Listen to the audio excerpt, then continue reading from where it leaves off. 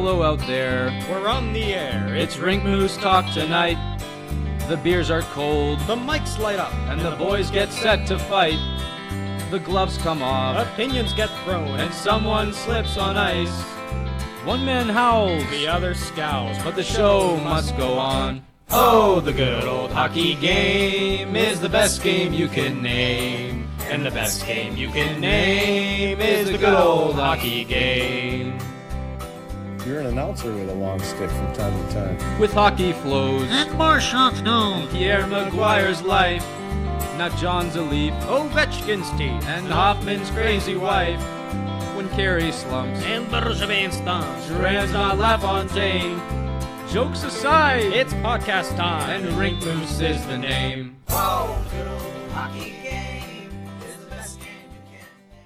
Hello there, and welcome to the Rink Moose Hockey Podcast, a weekly episodic podcast where two good friends get together and discuss all things NHL, as well as their implications in fantasy hockey. I'm one of your hosts, Nick Costu, along with my good pal, the Jonathan Toews lookalike, What? Kyle Nice. Where does this even come from? No one has ever said that. I will disclose this story to the audience. We were at the opening festivities, the parade, so to speak, of the World Cup of Hockey, where a young child and her mother approached Kyle and asked him for an autograph. Kyle did not know what they were asking for, but we all knew that. We were all chuckling in the background. He was wearing a Toews 19 Canada jersey. 16. And for a few seconds, he felt like a celebrity. And the reality was this mom and her daughter thought that Kyle was Jonathan Toews. And then shortly after that, a Swedish media group from Sweden went and interviewed Kyle. So this guy, he was Jonathan Toews. So that's why I'm calling you the Jonathan Toews lookalike. The funny thing about the Sweden crew is, who knows what they thought? Maybe they thought I was a crazy fan. Maybe they thought I was a player. I have no clue at all, because they were asking me kind of game-related questions, and I just kind of answered them like whatever, man. So I don't know what they thought, but funny end to that story is that jersey and that hat later got us into the VIP section of the concert, where we got to slap hands of all the players on the red carpet, and Nick yelled at Tuukka Rask and Jack Eichel alike, and they both gave him some responses. Tuukka and Hank Lundqvist were very nice, very good people when I yelled at them. Jack not so much. Well, that's because you said something mean to him. Yeah, I know, but he should take it as a joke. Everyone should be in a festive mood, and this guy just totally gives me a bad look. So yeah, I since that day I've kind of just disliked the fella. And what is it that you said, Nick? I said, "Buffalo, I'm coming for ya." Oh shit! And then what did he do? He turned his head the other way. It just kept waddling on. Something like that. What an asshole! Yeah. So me, you, and him were the only ones who knew anything about the context of that quote. But yeah, it was fun. Yeah, we had a little connection there. That was nice. It was good, and it was a good concert. The Killers were the fantastic. Killers. Oh yeah, and then Green Day canceled the next day. Bastards. Ooh. Just terrible. We were really fired up to see them. That was what I was mainly buying the tickets for. Was shake Crosby's hand and see Green Day play. My two favorite people. But I digress, Nick. It was a great time anyways. Sure. Yeah, we might as well get into our first topic here, Nick. I know you have you expressed you had something to say about the Colorado Avalanche and their sizzling start. What's your take on this team, which is actually tied for number 1 in the NHL with the Nashville Predators and the Toronto Maple Leafs? 6-2-2. Well, I'll be honest. I came into this game with a lot of expectations because I read something about them having, gotten 7 of the 8 potential points on their road trip. So they were coming in hot. They were at home. This was a nationally televised game. First time in a while Colorado got onto the NBC network. First time in a while, Pierre Maguire flew all the way out there to have a broadcast. So I was definitely going to tune in for this one. Kyle was giving me shit for not having watched this team enough. So here I was going to watch this game. They were playing a tough Tampa team. And Kyle, they blew it on national television. They lose 1-0 to the Tampa Bay Lightning. I was disappointed. Oh my god! So they lose 1-0 to the shitty Tampa Bay Lightning team, who's just a bunch of schmucks, and they should always beat Tampa Bay, right, Nick? Come on. Okay. The truth is, I was just messing with you there. I was actually very pleasantly surprised by this game. This was a fantastic hockey game. From looking from the outside, you may look at the score and say, you know, what's this guy talking about? But the reality was there were tons of scoring chances, tons of great goaltending, fast-paced hockey. It was really something great. Just to get in here, Colorado, I believe this is one of the best teams just purely scoring on the rush hockey teams in the NHL. They play with such a quick pace. You see that with the McKinnon goal that got called back in the first period. It was a fantastic piece of art to watch him, just skip into the Tampa zone, and elusively pass that puck off to Landeskog, who finished. Unfortunately, the coaching mastermind in John Cooper had something to say about that. So that was lame. That goal did not come to stand. Yet another example of why he's the best coach in the NHL. Second line looks great. I was very impressed with Kerfoot. I was very impressed with Sven Andrighetto. Going into the game, I was wondering, hey, how's this depth scoring going to line up? But the reality was, I saw a lot from them. They looked like a competent second power play unit. So no complaints there. Ian Cole solidified himself in my mind as one of the best acquisitions of the summer. He was solid D, shots. solid guy. He filled a void for this team from last year, because I left last year saying this D needs more grit. I get they have all these puck movers like Girard and Barry, but they need a little something else. They need some grit. And Ian Cole just gives you. He's that old fashioned defenseman who's just stay at home, will do his job. And he really paired up well with his defense. So I was very happy with him. What else do I have here? Semyon Varlamov looked as good as any other goalie in the NHL I've seen. His movement in the net, very quick.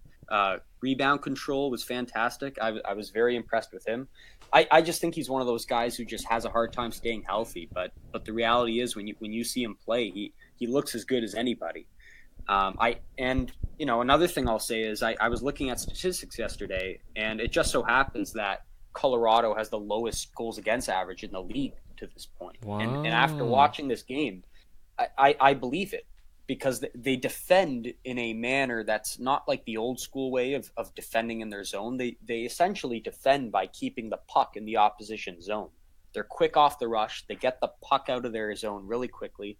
Puck moving defensemen chip it up to their forwards bring it into the zone, and they establish just a lot of just pure offense in their opposition zone, and that's kind of the way they play, and it's fun, it's exciting, and it's made for the lowest GAA in the league, and of course that also has to do with how great Varlamov's been. So all in all, I left this game thinking this is a fantastic hockey team. I don't see why I didn't pick them to make the playoffs. They look great out of the get-go here. Jared Bednar looks like he's got a good control of that bench. Seemed like one of the nicest guys in the world when Pierre interviewed him during the coach's timeouts there. And I was very pleased, and I look forward to watching more of this team. It's kind of almost disappointing that you have this stance on the team. I wanted you to hate them. I really did. I wanted to come back on you and say, you're wrong, Nick. You're terrible. But I man, wish I could. They like everything you said, you up and down. It's a perfect description. Yeah, I mean, I still I still wish I saw a little more from maybe their third and fourth lines. Mm-hmm. But, I feel like that's something you can say about every team. Even the Leafs, you could have argued that, with Kadri having been in a slump and their fourth line kind of just killing minutes. But yeah, I was impressed. I find it hard to believe how if you strap somebody in a chair and say, watch this team for 60 minutes, that they'd leave saying, that wasn't an exciting brand of hockey, or that team wasn't one of the most fastest teams I've ever seen. I mean, when Pierre interviewed John Cooper straight up said that's the fastest hockey team we've seen all season. Wow. So it was a good time. That's awesome. And yeah, they have the best differential in the league. That counts again for goals for and goals against. Like you said, speedy, unprecedented way of defending. Because I did mention that Sam Girard might be one of the best defensemen at getting the puck out of his zone quickly and efficiently. And that just kind of bleeds down to everybody else. It's just they get it out really quickly, very efficiently. Varlamov, to me, he's Vezina caliber so far. He's my front runner for the Vezina. He's been so solid just in his movements. He's efficient. He's precise. His worst game of the season was a .927 save percentage. And then going beyond that, he does have maybe an injury history. Last year, Grubauer was one of the best backups in the NHL. And when he's been in the net, he hasn't looked, as good as Varley, but he's looked just perfectly fine as a backup for sure. And that top line in hockey, it's hard not to argue that they are the best line in hockey right now. Yes, better than the Boston line. They've only been snubbed once this season, and that was against Tampa the other night. So just such an exciting group to watch. I think they can do some damage all year, and who knows, maybe they win a playoff round or two. But we still have to remember the embarrassment of riches on the defense prospects. I want to quickly bring up a guy I'm following, Cale Makar, who's gotten 2 points per game in NCAA so far. I think he's got like 6 points in 3 games. So he's definitely going to be a Hobie Baker candidate if he keeps this up. And you might even see him, like, they probably wouldn't need him later in this season, but you might see him jump in there when his season's done, similar to what a McAvoy or a Subban has done in the past. Just watch for injuries around that time. And then, we're just in Colorado land. We're just looking for Ottawa to lose, and we've got a very, very solid future. But again, McKinnon, to me, most exciting, most electric player in the NHL, maybe behind McDavid, just a step behind McDavid. But my goodness, what a fun team to watch. Agreed. Yeah, and you mentioned the Makar factor.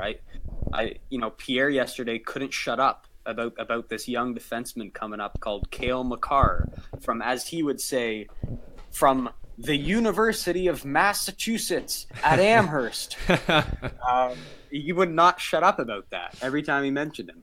But yeah, he has the potential to be the best trade deadline acquisition in the NHL. It doesn't matter what other teams, what their general managers craft, what deals they make, whichever defenseman the Leafs try to trade for. The reality is that inserting Cale Makar at the end of the season will be, undoubtedly the most potent transaction made in the NHL.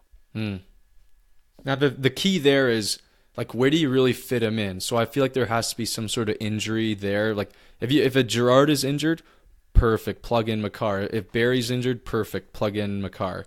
But I don't know if he would take over, like you wouldn't want to pair him with a Girard, Makar and Girard on one line. It might get a little dicey out there. So if there is an injury, I could see it.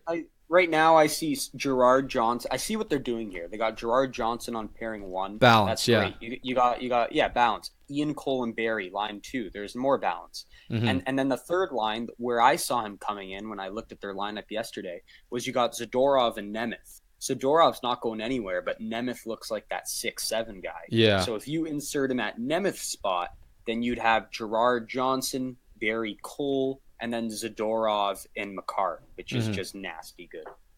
Yeah, and it's conceivable because when he is done his season at NCAA, we all know he's not going back next year. He's too darn good for that. And he will be good enough to be on the roster. So it's going to be something I'm definitely super excited to see. And on the Rink Moose Twitter there, I'm following a little storyline, which is Makar versus Quinn Hughes in this season coming up now, because those two guys are comparable guys, and it's going to be fun to see who has the better season there. Sure. And all right, well, if you want, we can wrap up Colorado. Does McGuire have anything else to say other than the Colorado take? So this week in our segment of McGuire here, I just wanted to say that he made the big statement last night of saying this game between Colorado and Tampa may very well be a dress rehearsal for the Stanley Cup final. Are you kidding me? He really thinks that of Colorado. He thought that. He said this game is a dress rehearsal for the Stanley Cup final. Can you send me that link? Is it a TSN thing? Of course, it's all over the place. Yeah, I'll send it to you. What? It's just he was that sold by them and the way they played the game. He just loved their brand of play, and he loves Cale Makar. Like I told you, he wouldn't shut up about him. And then with Tampa, I totally see where he's coming from. We haven't talked about them yet, but there's this young kid, Matthew Joseph. Do you know this player? He was on Team Canada. He played in the Q. He lit it up there. I know he's a really speedy awesome guy. Yeah. He is so darn fast. He is like in the upper echelon of fastness. And what they've done with their third line is they've put Joseph with Cirelli in Killorn. So you got some grit, but you also got some speed between Cirelli and Joseph. So to me, it looked like the best third line in hockey. These guys were just amazing with their speed and their grit. It was like classic third line hockey. Like you needed a shutdown line at the end of the game when Colorado was making their push. That looked no further than this line. They were so good. I was so impressed. So wow. I mean, I like what Cooper's done. He that first line he's got Stamkos with Point. The second line he's got the Kucherov, Platt, and Johnson unit. The third line is, like I just said, this one that I think might be the best third line in hockey. And then the fourth line is basically who you throw down there. They've moved down JT Miller to the fourth line. So it's really just the forwards look very complete. And I was just very impressed that not only do you have these two very potent offensive lines, but then you have this kind of under the radar, great grinded out hockey third line. How's the triplets line looked? Well, they scored the lone goal. That was a Stamkos. Or was that power play? That was power play. But I don't know. I don't know. To be honest, Kyle, the other two lines didn't stick out to me. At even strength, neither the Stamkos or the Kucherov line looked that great. It was more that third line that caught my attention. Yeah. But the reality is, you see the talent. You assume it's going to work out at some point. You know, the triplets line has historically been good.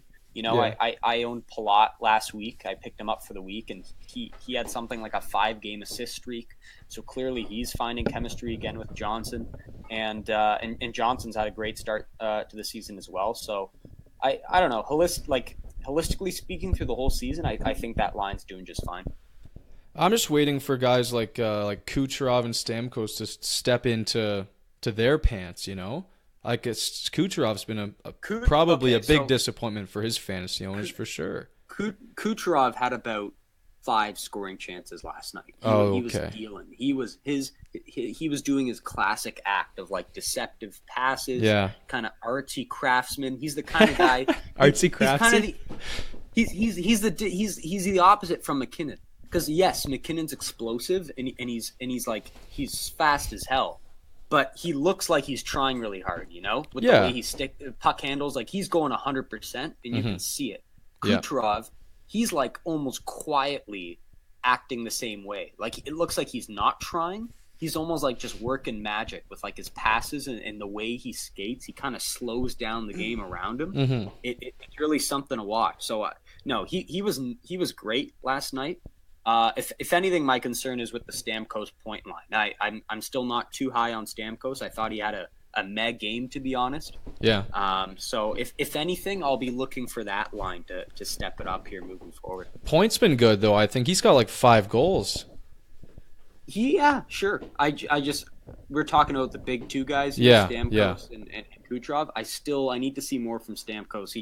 He doesn't look as quick as all these other stars we're talking about. Yeah. And that's leaving me concerned here. On the power play, he's still great. His presence he's on one circle, Kucherov's on the other circle.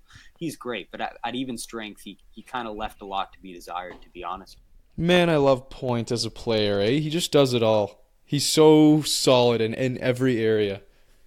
They're so fucking lucky to have him from the second round, Nick. Come on. Tampa, do they really deserve this? They don't. Yeah, I mean, call that just great scouting, great managing. Yeah.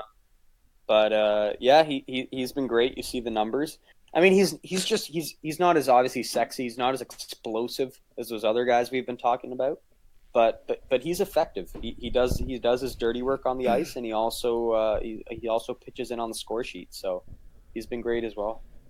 Yeah, so last week, Nick, we talked about some surprise teams that are doing really well or really poorly, and if we thought that would continue. Montreal's still doing super well, and they're 6th in the league right now. They've got 12 points in 8 games. So the trajectory is right there to be like right at the top of the league. And honestly, they're really passing the eye test for how they play. Like they play a young run and gun style. Like we were seeing Drouin step up now. Like Domi, I've never seen Domi this quick and smart with his decision making. He looks fantastic on the power play too. Gallagher's doing his thing. He's picking up right where he left off last year. And he's just such a leader out there. Like he talked about his line being, a scrappy line, doesn't have a huge ton of skill, but all those guys just are willing to work like crazy. The only thing I'll say is like I wouldn't say Price has looked the tip top of his game, but so far they haven't needed him to be. Like they've just they're scoring goals and they're exciting to watch. They're a +6 differential right now. Everything's going pretty well in Habs land, and Shea Weber isn't even playing yet. What are your thoughts on the Habs? Yeah, no, I think you've summed them up pretty well. I don't think too much else needs to be said. What I will say is Mike Riley has been like underratedly good on that defense. Yeah, he's actually pretty quick out there. He's looked really great. And the only other thing I'll say is you got to start making a case for Claude Julien to be Coach of the Year. Ooh. Because I don't think Coach of the Year should necessarily go to every year the coach with the best record, who's got the highest winning percentage. I really think it should go with which coach actually impacts the game to the greatest extent. And the reality is you've seen Claude Julien change his entire coaching philosophy. Yeah. This was a guy who in all those years with Boston was about hard-nosed grinding play, staunch defense, stuff like that. And now you're seeing him totally flip the script. As we talked about last week, he's totally bought into this fast-paced brand of hockey, selling the game to the fans, appealing to the audience. And it's working. For the first time in a while, it's fun to tune into a Habs game, in my opinion, because it's not slow and it's fun, and it's working off and it's paying off. They've been great. They had the win against Calgary. I know they lost in overtime to Ottawa, but before that, they were lights out. So, Claude Julien, Coach of the Year. That's got to be my vote so far. Yeah, you got to tip your cap to him because, like you said, the biggest thing there, he has really changed his whole style. He used to be that kind of more of a heavy hockey kind of style, and then now we're just seeing the total opposite. It's really nice to see from him. One more question I have about Montreal, Nick, is a lot of people on the media out there are kind of split on what should we kind of do with Jesperi Kotkaniemi, because I know he's playing well. He's holding his own. He's got 3 assists in 8 games, which is perfectly fine for his kind of situation, young guy.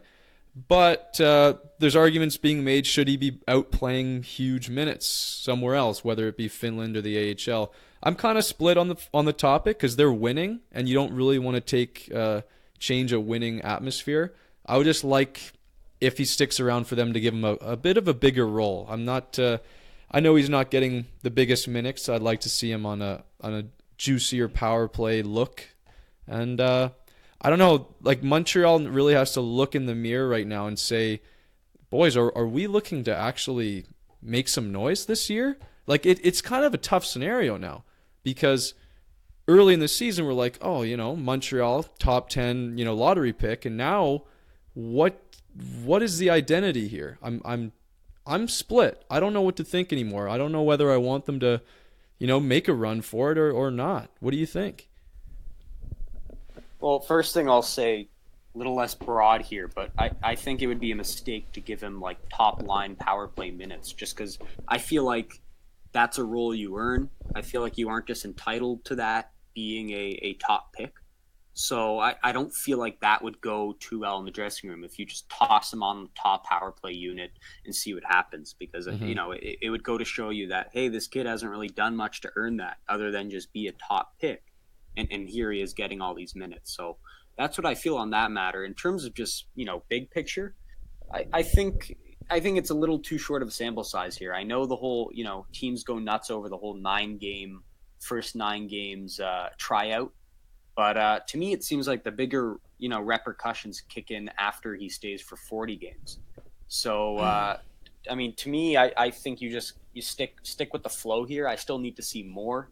Maybe by game 20, 25, if you can get through the teens and look good, then I think you're great. But if by 20 or 25 he's starting to sag, you're kind of seeing the Victor Mete effect, where he's great at the start, but then he kind of sags. Then I think there's reason to be concerned, and maybe you got to make an executive decision. But for the time being, I think, play till game 20, play till game 25, then we can reassess. Right now, you're right. They're winning. It's a good feeling in Montreal. You haven't been able to say that for a while, and why mess with that? So let's see how long they can keep it going, and then they can reassess. Yeah, the main thing I meant about the ice time there is he's averaging about 12:30 right now. I guess I just want him to see. I just want a little bit more even strength time at least, just at least 13:30 kind of thing. Just because 12:30, it's. Yeah, no, I agree. But how's that happening? Like, is Claude just throwing him out there to center like the fourth line every so often, or what? I'm not exactly sure. I think he's kind of rovering between third and fourth. It could be just a little sample of, we're gonna break you in a little bit slower. So maybe as the games go on, he's gonna get that increased ice time. So yeah, keep an eye on it for sure. But he's done nothing to look out of place. That should be noted for sure. He's just been nothing but solid so far. Yeah, no, I agree. He's looked good he's looked good when he has played in the short sample size, both games and minutes speaking. So, like I said earlier, you ride this out and come game 20, you reevaluate. Mm-hmm. So Nick, I think we had a goal of the year candidate the other day over in that crazy Pittsburgh-Edmonton game where Crosby undressed Strome, I think Ryan Strome, for the OT winner.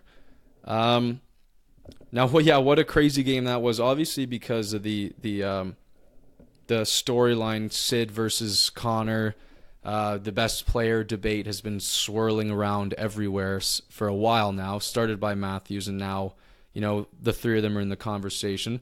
But how do you compare this goal of the year candidate to something else we've seen in the year, maybe the Boston goal from the other night? Yeah, so when I break this down, I see the 2 Boston goals actually. I see the Pasternak goal we saw, a week ago, where he pulls that move and it's a whole individual effort and on Talbot. And then the other game would be the Marchand's move against the Sens, where he pulls that move on the Ottawa defender, and then he backhand feeds it to Pasternak, who finishes the job.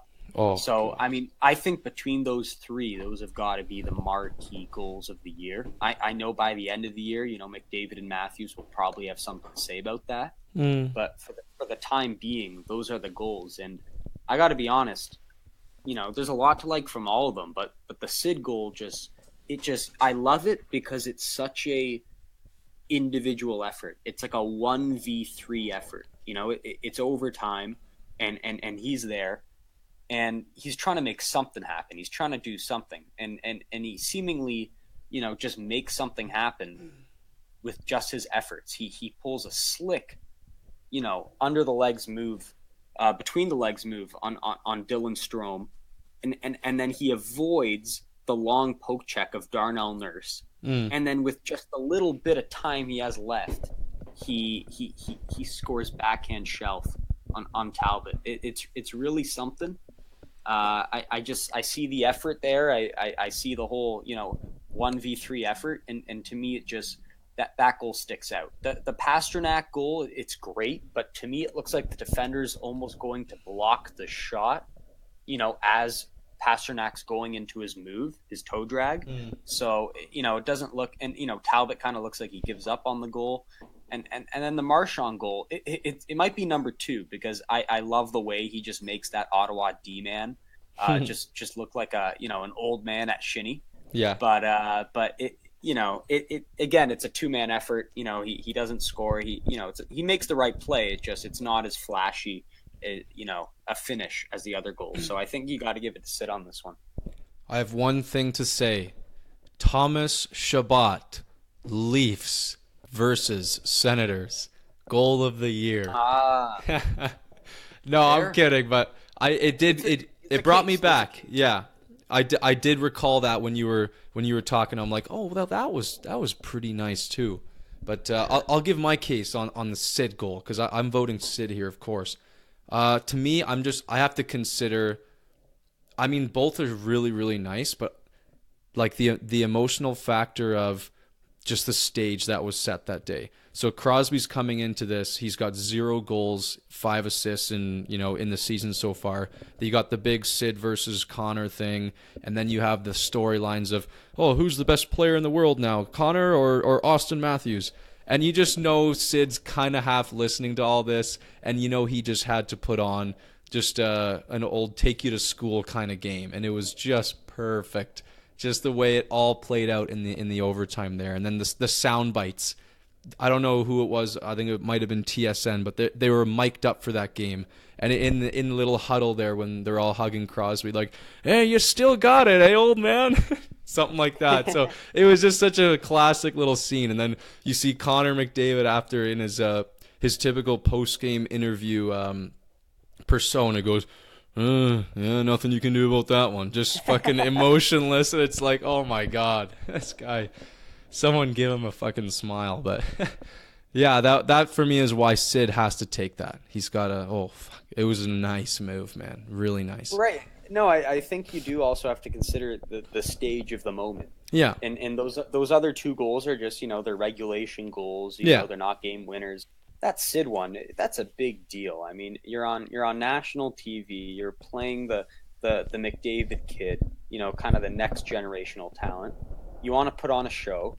It's 3-on-3 overtime, and he wins it for his squad. We were just talking last week about clutch and clutch factor, and how you've got to give it to Sid in that case. And here we are again.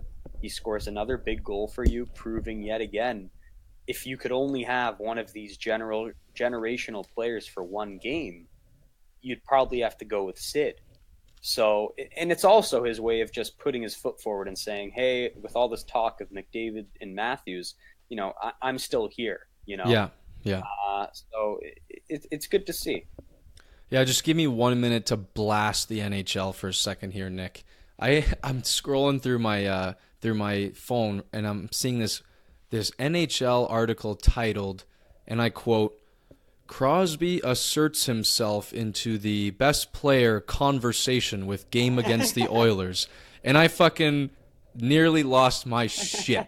I'm like, oh, he's part of the conversation now. That's fantastic. I'm so happy for Sid. He's finally part of the conversation for best player in the world. You fucking asshole clickbait-seeking moron. What is wrong with people putting this shit out into the internet, man? Like, I could not believe my eyes. Like, that's got to be the most ignorant thing someone can say simply to just get a couple clicks on his article. Like, get out of town. Well, here's one. I respect that opinion, but here's one last thing I'll say. I kind of have the feeling that Sid almost appreciates not being in this conversation. Because he's always been that guy who doesn't really like the spotlight.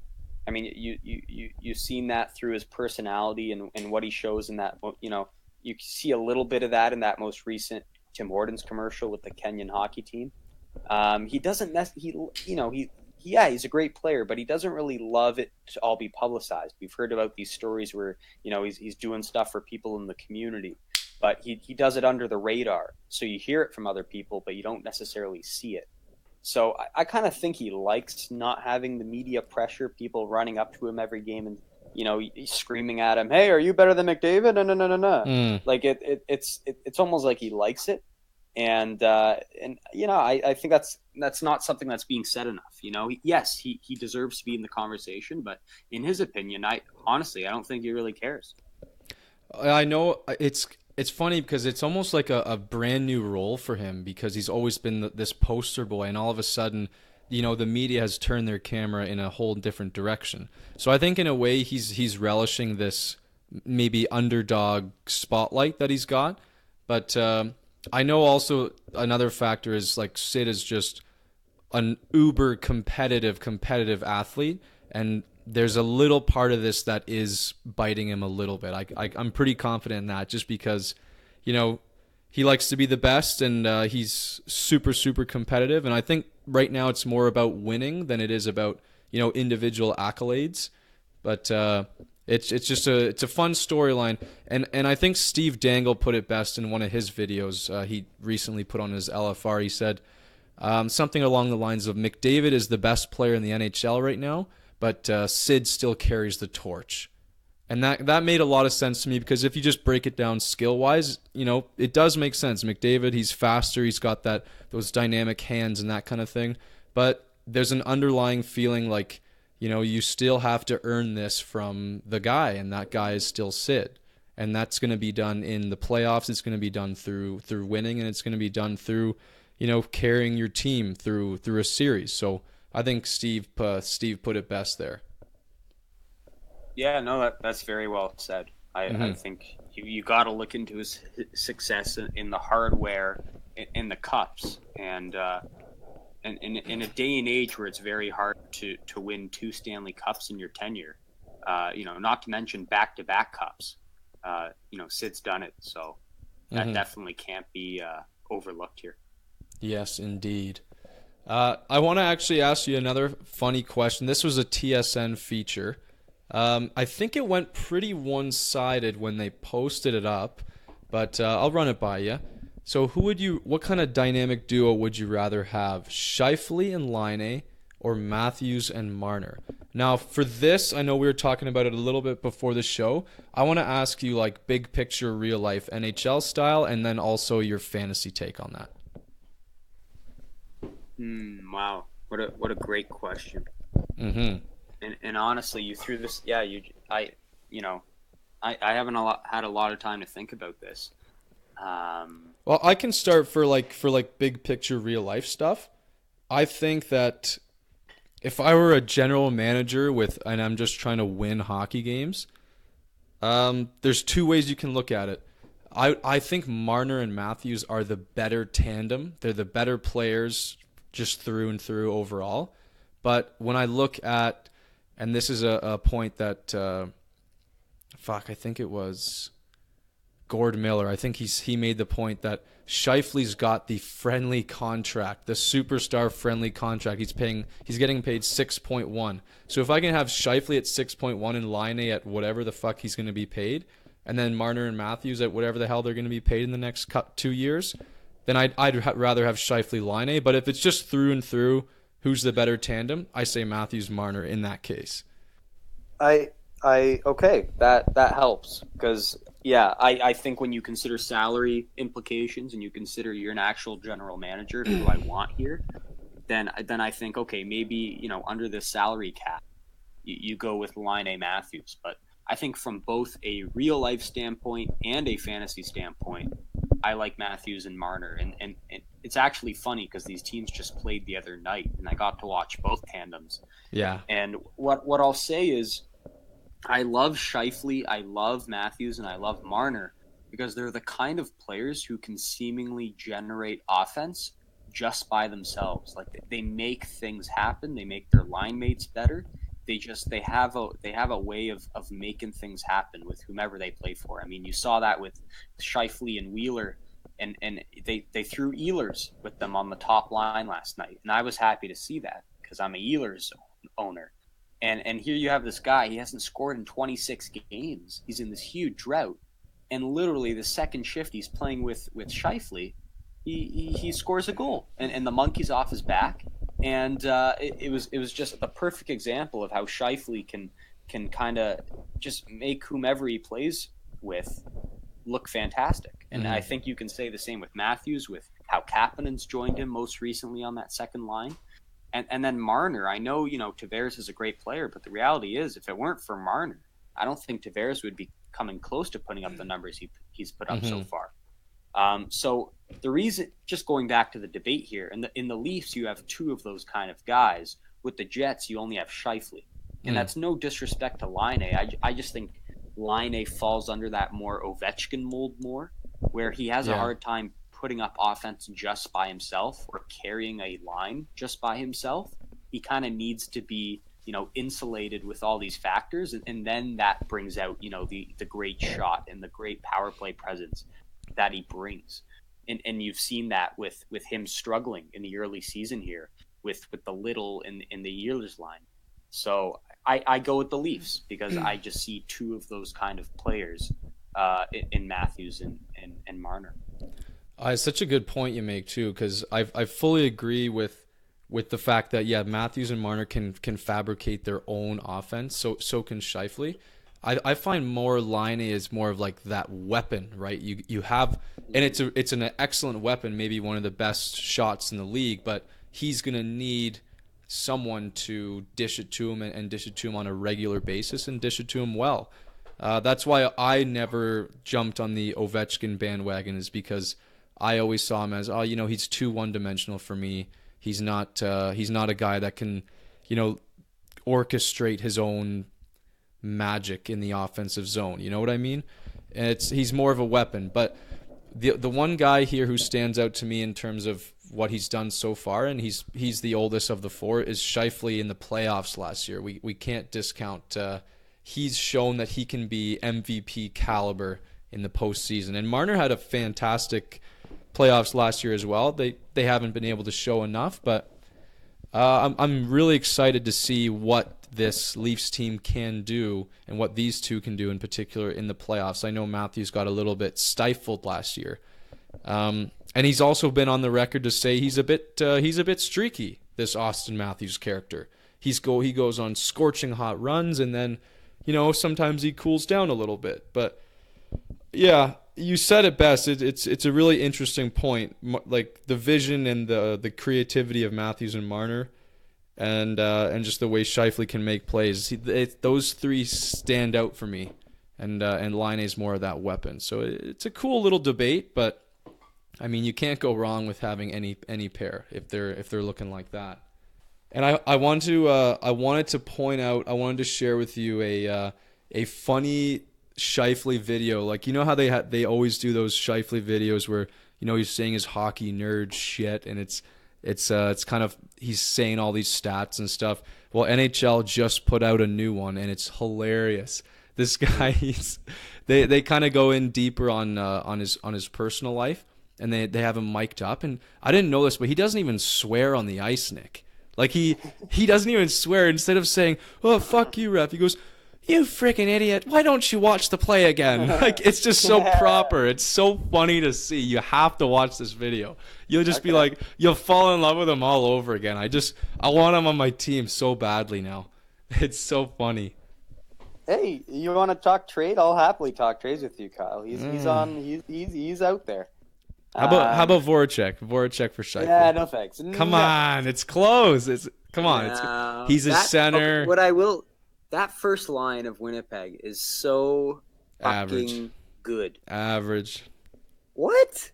I'm just joking. That third period against the Leafs. It was as if Paul Maurice was like putting them on every second shift. He just knew that was the only line that was going to score. I kid you not, he had them on for like the last 2 minutes and 30 seconds of the game. Like just that line. Yeah. It was nuts. They're just so great together, Wheeler and Scheifele, and whoever that third line mate is, just huge fantasy value going to whoever that is. And right now it looks like Ehlers has kind of found a spot there as of last night. So, we'll see what happens here. It's so fun watching that line do their magic. Yeah. And hey, we mentioned that Corey Crawford made his debut after being out since last December, and he killed it. They won 3-1 against Anaheim, and he had a .960 save percentage. So good for him.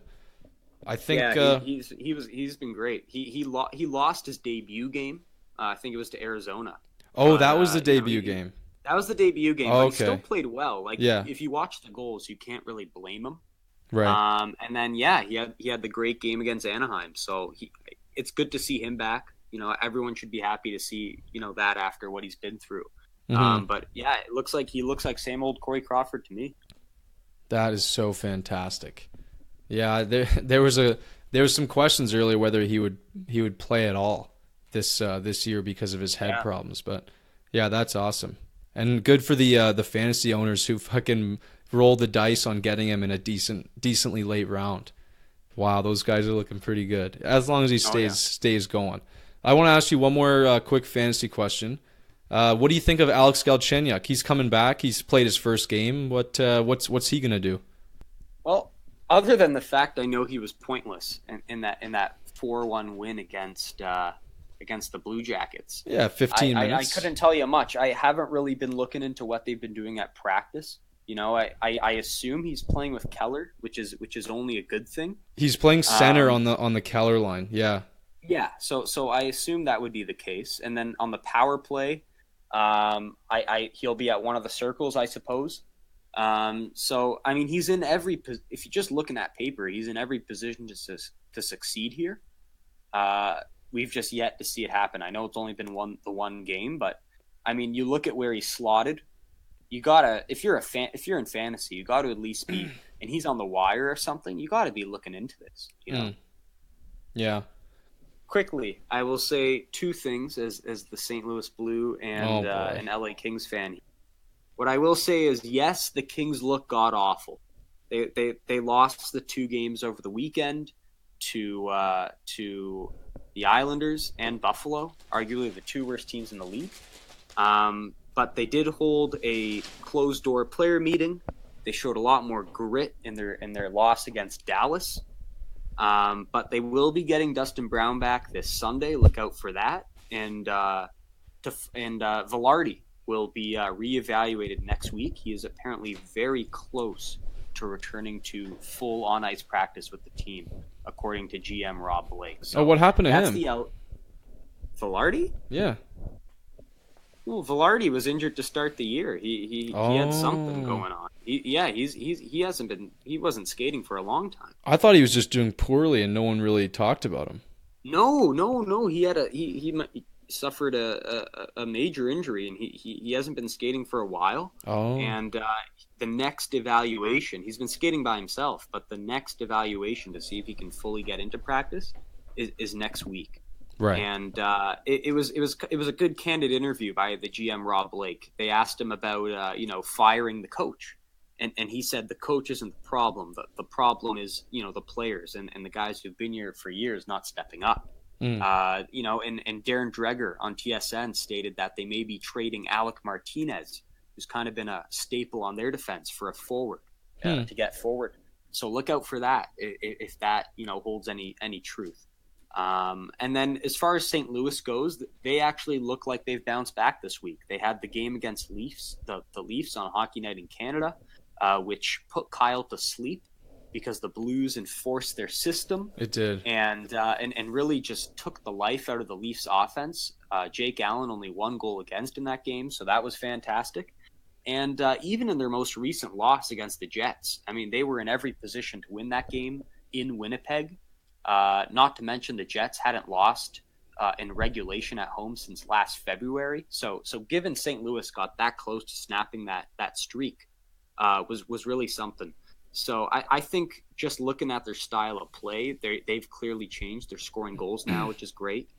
So definitely more of a thumbs up to St. Louis, and a thumbs down for LA, but still a little reason to be optimistic. And one more thing, Kyle. I think this should be said. Shout out to our friend Andrew, who is at the Sabres game tonight. They'll be hosting the Canadians. Wow. Just a shout out. Hope him and his dad Steve have a great night. I know Steve's a big Habs fan, so that should be a dandy. And to all the boys at Kelly's Corner, if you're listening, I'm sure Andrew will be giving us a shout out. Hey, we fucking love you guys. So keep listening and good luck to the Sabres. Good luck, Montreal. Let's go, Canadians. Hello to you guys, though. You guys are awesome. And have fun, Andrew. I hope you and your dad enjoy it. I know I'm with your dad on this one for tonight, but you keep it spirited out there. All right, now if you don't have anything else, I'll just quickly say that LA is still my number one front runner for Jack Hughes. And St. Louis, it was just a matter of time, and I think they're probably going to be on the rise for pretty consistently now. So, yeah, that's about it for those guys, and I hope you guys enjoyed this show. Yeah, look out for some content, some video content of the show. There may be something coming in the next few days. I'm not going to tease too much of that, but be on the lookout. And until then, it's been a pleasure to serve you guys, and yeah, take it easy. Yes, indeed. Rink Moose signing off.